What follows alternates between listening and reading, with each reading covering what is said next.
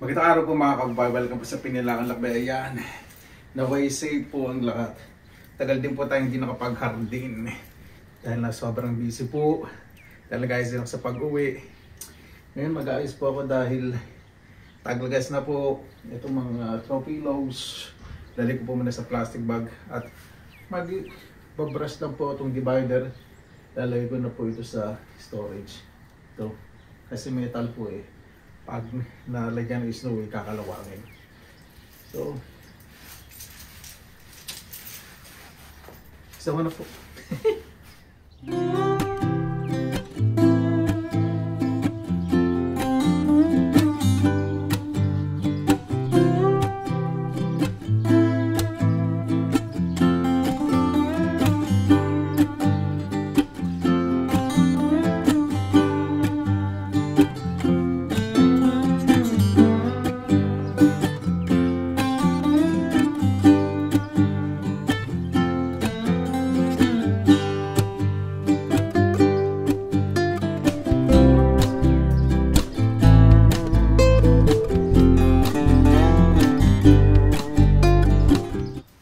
Kapag ito late spring na po, halos wala nang dahon yung mga bush at ibang mga puno.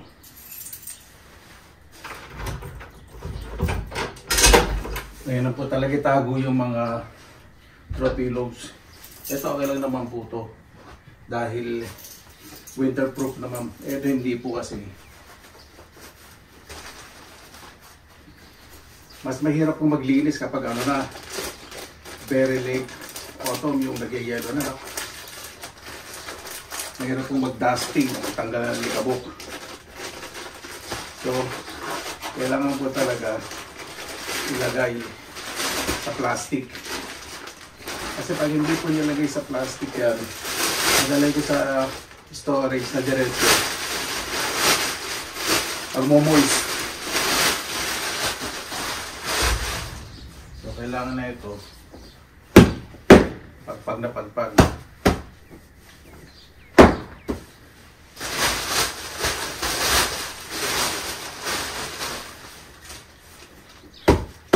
Mahal pa naman ang 2 kilo na to.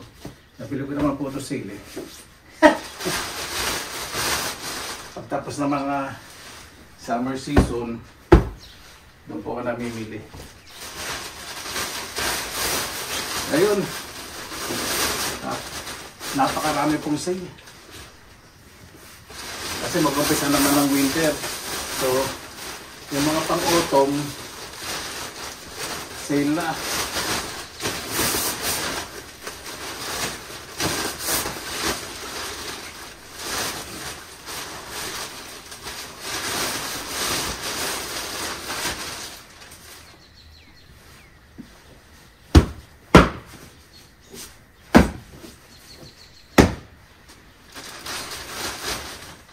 Ito po kasi, pag winter, hindi naman maabot dito snow.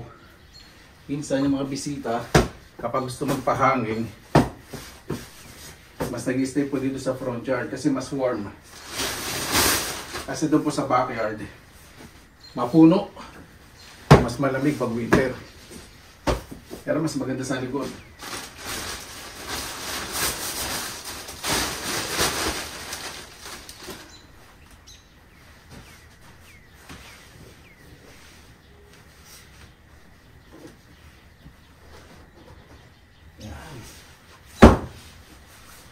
Diba? Ito gusto ko talaga malinis na malinis.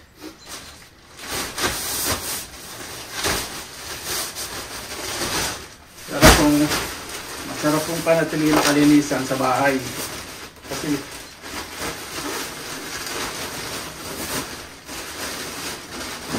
tayo nakatira eh. Kasi naman magkasakit tayo, diba?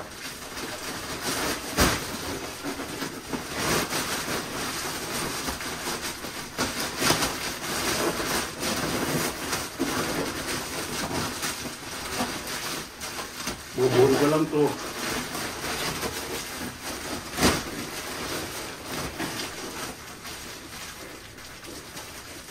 Yan. Ito storage.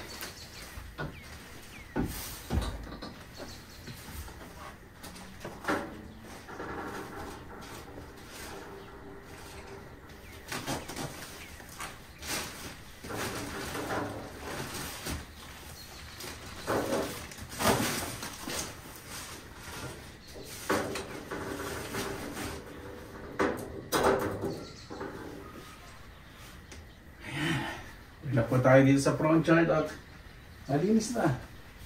Hindi naman po tayo sa backyard. Ayan po, napaka-peaceful. Unti-unti po nahulog yung mga dahon. Malinis na, winter. So yung mga dahon na nagkalaglag sa bush, magiging fertilizer ngayon yun. Tapos ito po, hindi na po talaga yan nagiging brown. Para po yung pine tree, kapamilya ng pine tree. Whole season po green eh. O diba? Nakakahinga na ating front terrace. Dito naman po tayo sa backyard.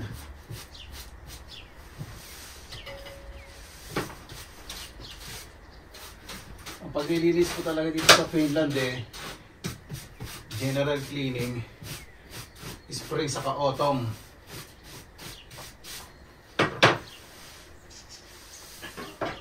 Meron po ang mga solar lights na ilalagay mamaya. At pakikita ko po sa inyo mamayang gabi.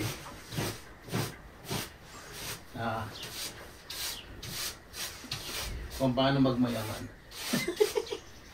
Itong carpet, wala naman tae ng hayop. Pag walang tae ng hayop, pwede na itong ilagay sa storage.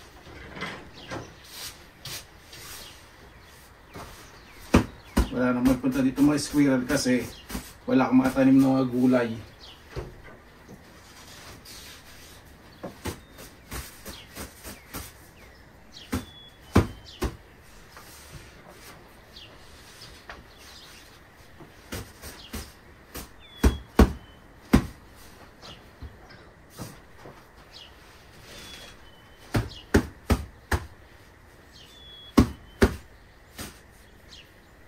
Itaya ako muna ng hindi katulad ito kasi nung kanilang tropilo na ano parang pahing ng fabric. Ito hindi eh, tela talaga, may moisture. Patuloy ako muna bago ko lagay sa plastic ano sa loob. Sa itong carpet.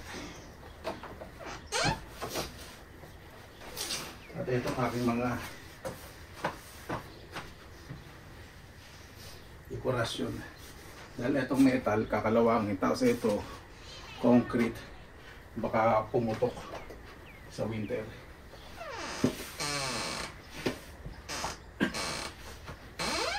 Yan, fast forward ko po muna.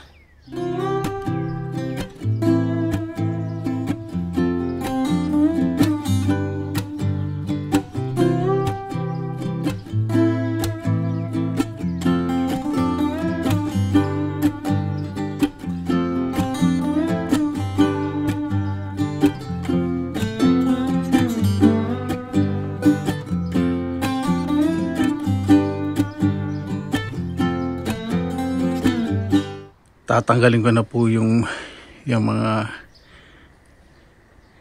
green na yan. Yung ano ko po, bichuelas, hindi na mo nga. Late po kasing naitanim eh. Hindi rin po tayo nakaani ng sitsaro. Pero yung mga sili naani ko na po. Yung radish, di ko na rin po naani. Biglang naglamig, sayang po no.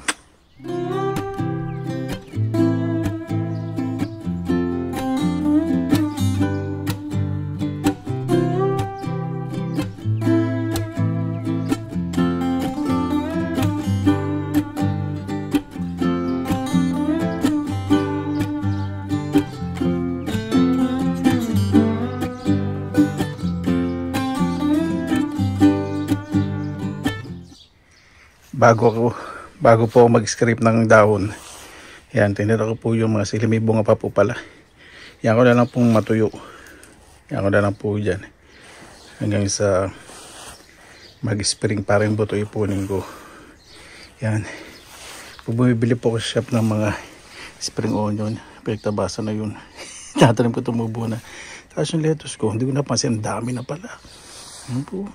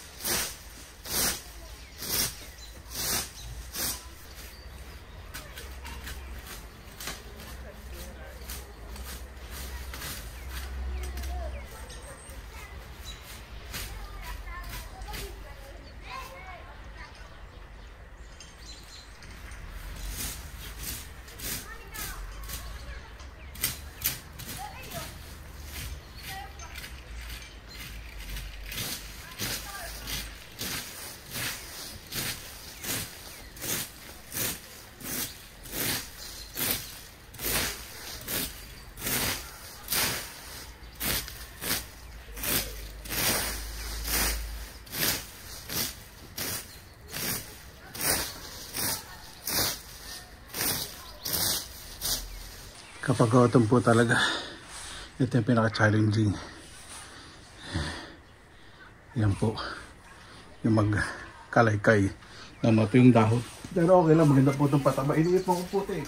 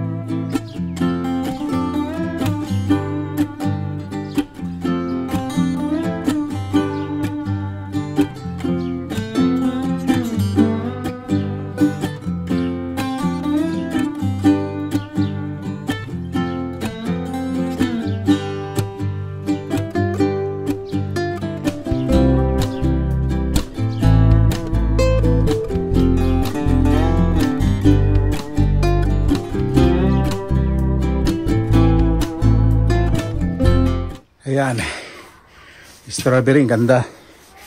Ang gagawin ko po rito, lalagyan ko po muna ng mga tuyong dahon.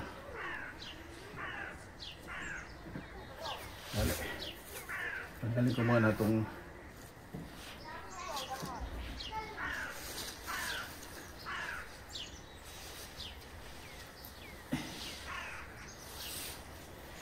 kasi pag nag-winter po, nakatanim po ito sa wooden box. Kapag masyadong yelo sa ibabaw, idikit po lahat sa lupa. Pero kapag may mga mulch na ganito, mapoprotektahan po yung ibabaw na hindi magdire-diretso yung yelo sa ilalim. So, next year, mabubuhay ulit ito.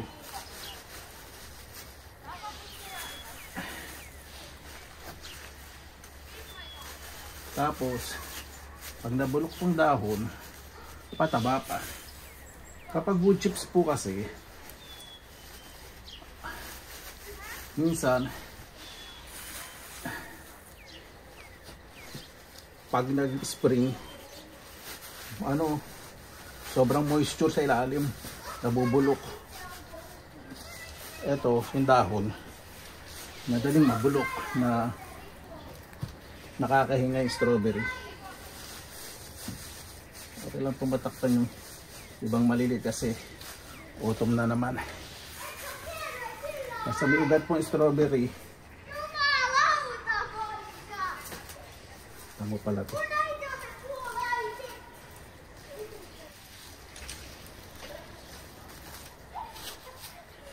Basta may damo strawberry, damo. May ugat. Bubuhay po yan.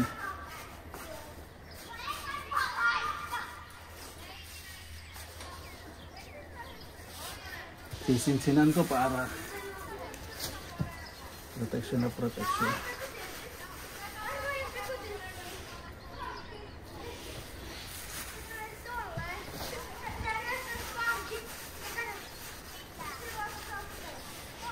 Yan, yan na po yan.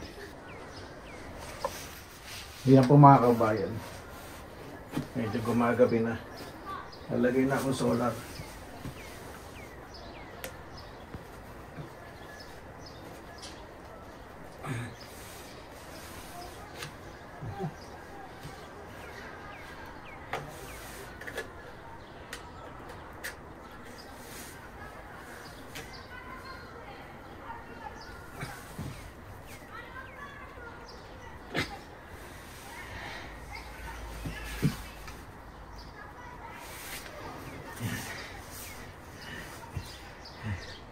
Hindi pantay.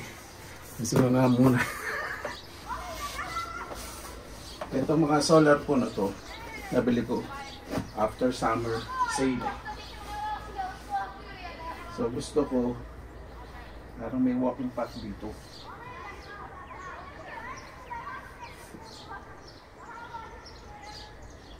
Hindi nakaka-istorbo. Tapos lilipat ko na lang siya sa summer. Ito.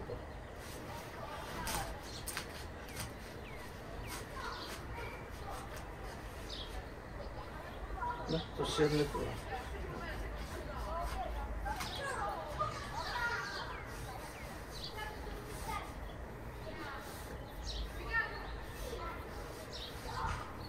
Naliwanag pa. Kanina may ilaw to yung nasa dilim. Nadidilim na yan o ilaw. Pag bibili po kayo sa mga tindahan ng solar, i-on po ninyo. Tapos lagyan nyo po ng dilim. Kung gumagana.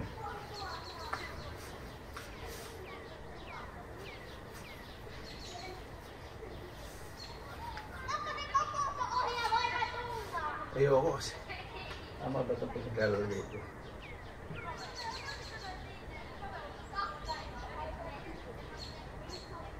Gilid ko. Igilid ko muna. Kasi baka mamaya pag may aurora borealis at hindi ko nakita, baka babali lang.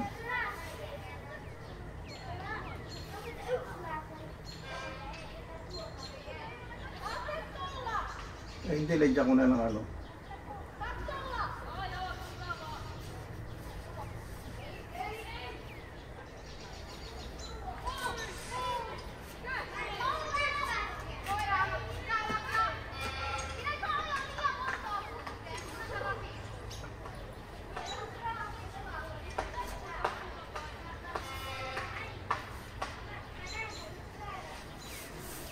Yan.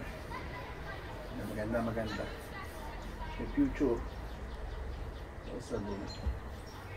Okay, got it.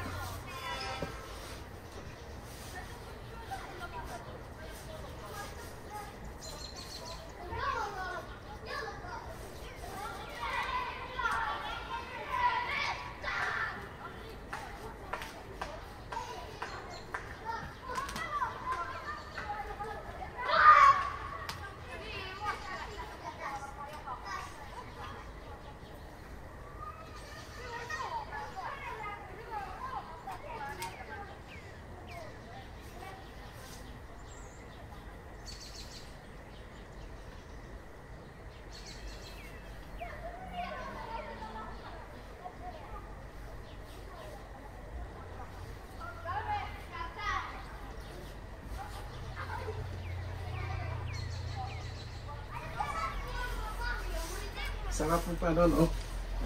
Pakinggan niyo yung mga bata. Kapit po kasi sa playground, yung playground.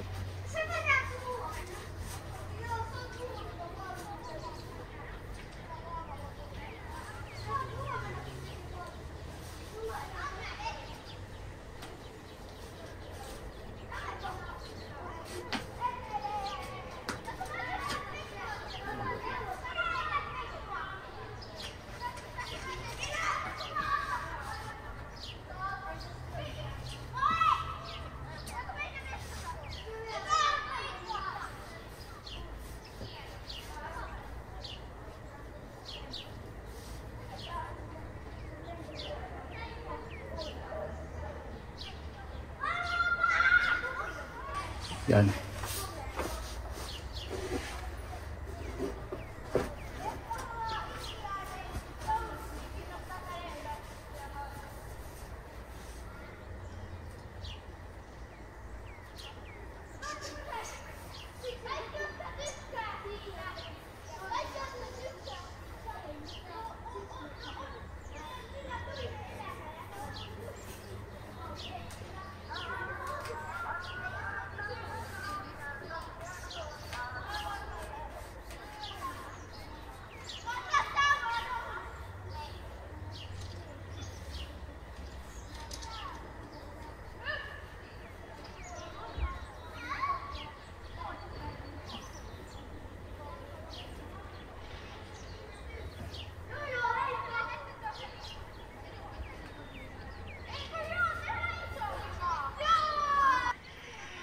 Napakasarap pong tingnan pag malinis. Tamang-tama. Bago ako umuwi sa Pilipinas, malinis na. Ang ganda ng lettuce. Ayun, no? Pag nalinis, kitang-kita yung lettuce. Buhag. Hanggang ko lang napansin. Hindi ko na inasikaso sa sobrang busy. Oh. At least may maani ako para sa salad. Di ba? Ay. Natingnan po natin yung mga solar lights. Kung gumagana. Yan po. Yun. Di ba? Ay, yung iba hindi pa nakakuha ng liwanag bukas. Ilip ako. Yung ganda pang tingnan kahit ilan lang yung gumagana sa ngayon. Maraming salamat na lang po sa inyong oras na ilan sa Pinilakan Lakbay. Kanyang pambuhay po dito sa Finland. Pag autumn. Tapos baka next week or first week of November, wala na po ng yelo. Ay, naka. Maraming salamat na po sa inyong oras na ilan sa Pinilakan Lakbay. Basta lagi po tayong positive vibes, good vibes. God bless. Ingat po lagi, magandang araw. Laban lang. Maraming salamat po. Ingat po sa lahat.